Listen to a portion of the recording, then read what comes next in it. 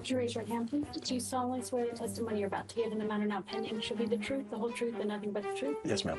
No one expected crypto to appear in the Epstein files. Politics did, finance did, academia, intelligence, philanthropy, all of that was expected, but Bitcoin was not. Yet by early 2026, that is exactly what happened.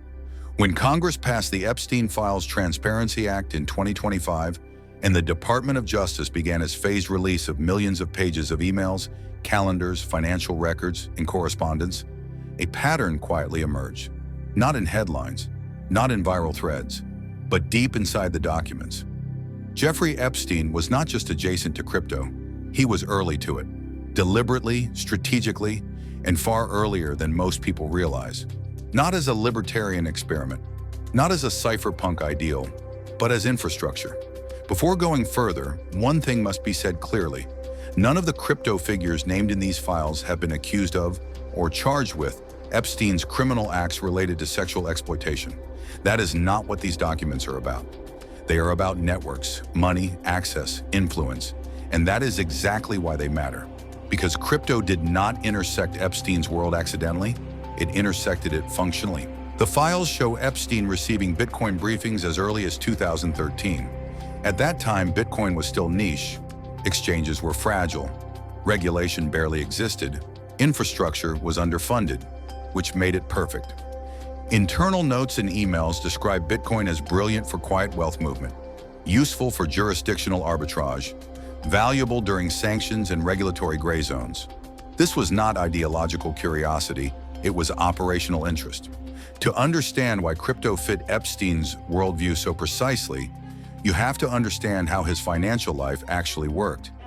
It revolved around three principles: discretion, cross-border mobility, elite-only access. Early crypto offered all three. No banks asking questions, no capital controls, no centralized gatekeepers, and most importantly, no mature governance, which meant influence was cheap. One of the most consequential revelations in the files has nothing to do with tokens, trading, or speculation. It has to do with salaries.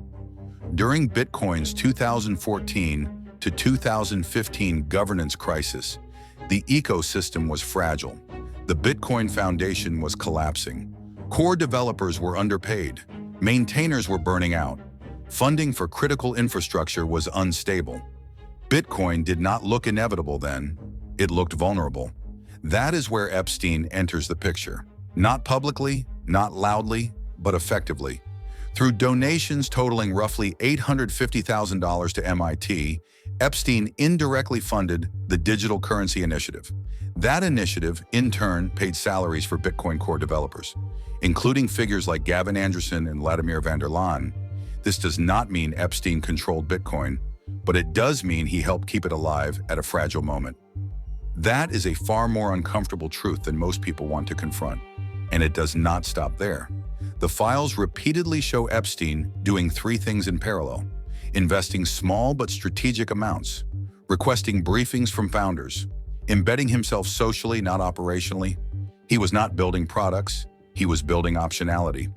One of the clearest paper trails involves Coinbase. In 2014, Epstein invested $3 million into Coinbase's Series C round through an entity called IGO Company LLC. The deal was brokered by Brock Pierce. Emails show the investment represented less than 1% ownership. Coinbase leadership was aware. Epstein met directly with Fred Ehrsam. No wrongdoing alleged, no secret control. But the implication matters. Epstein was not betting on fringe crypto, he was betting on on-ramps. If there is a single figure who appears most frequently across the crypto-related Epstein files, it is Brock Pierce. More than 1,800 references connect Pierce to meetings, investor updates, conferences, introductions, and strategic discussions. He attended Epstein's 2011 Mindshift event on Little St. James. He brokered the Coinbase investment. He met Epstein alongside Larry Summers to discuss Bitcoin's future. Pierce has denied criminal involvement, but structurally he functioned as a bridge between early crypto capital and Epstein's elite network. That bridge existed whether people like it or not. Another revealing thread runs through Blockstream. Epstein invested $500,000 in Blockstream's 2014 seed round through a fund linked to Joichi Ito. Emails show correspondence with Adam Back, pressure to increase allocation, invitations to Epstein's Island, which Back declined, discussions about marginalizing Ripple and Stellar in favor of Bitcoin. Again, no criminal allegations. But the pattern holds. Epstein did not fund consumer hype. He funded infrastructure dominance. One subtle but recurring theme in the files is Epstein's preference for Bitcoin maximalism. Not for ideology, for simplicity.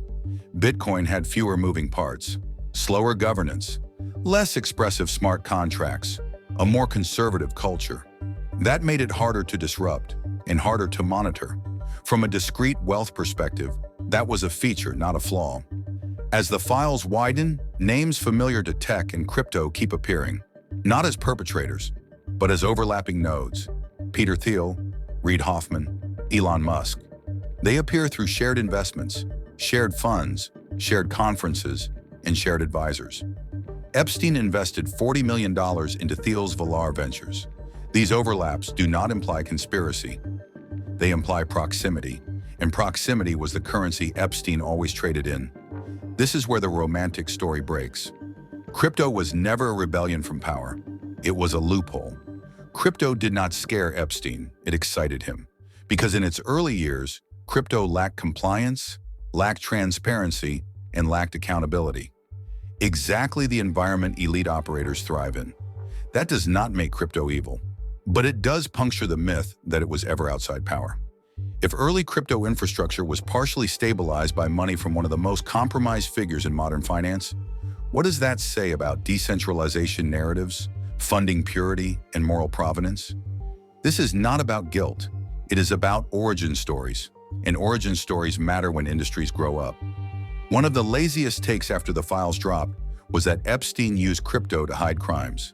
There is no evidence of that. What the documents actually show is something far more revealing. Epstein treated crypto the same way he treated hedge funds, philanthropy, and academia, as strategic infrastructure. Bitcoin was not a getaway vehicle, it was a hedge against sanctions, against capital controls, against political volatility, against financial exclusion. Crypto was not secrecy, it was sovereignty without permission. And Epstein understood that before regulators did. Several emails reference Epstein discussing sanctions mechanics, tax treatment of digital assets, jurisdictional arbitrage, and even Sharia-compliant digital currencies. This was not theoretical. This was policy-aware crypto usage. At one point, Epstein claimed to have spoken with some of the founders of Bitcoin about alternative monetary frameworks. Whether exaggerated or not, the intent is clear. He saw crypto as a neutral settlement layer in a fractured world. That framing looks eerily familiar in 2026. The files also surfaced something most retail investors never saw. The early Bitcoin versus Ripple and Stellar rivalry was not just ideological, it was financial. Emails involving Blockstream figures show pressure campaigns to cut funding to Ripple-linked initiatives and marginalize Stellar in favor of Bitcoin. Epstein appears in the background of these discussions, not as a commander, but as capital being courted. Bitcoin did not win purely on merit. It won because incentives aligned. Another thread that rarely gets discussed is AI. Epstein funded OpenCog long before AI and crypto became fashionable. That funding later intersects with SingularityNet, AI safety debates, and decentralized cognition research. Again, no crimes alleged, but the pattern repeats. Early stage, underfunded, paradigm-shifting infrastructure. Crypto was not unique. It was part of a portfolio strategy centered on future leverage. By now, one thing should be obvious. Brock Pierce was not an anomaly. He was a function, a translator between legacy finance, emerging crypto capital, political networks, and institutional money. Every ecosystem has these people. Crypto just pretended it did not. That pretense is over. The overlap with the PayPal mafia is not incriminating. It is explanatory. These were people who understood regulatory arbitrage, platform power, and how early rails become monopolies. Crypto did not emerge outside that worldview. It extended it. Decentralization reduced some gatekeepers. It did not remove capital hierarchy.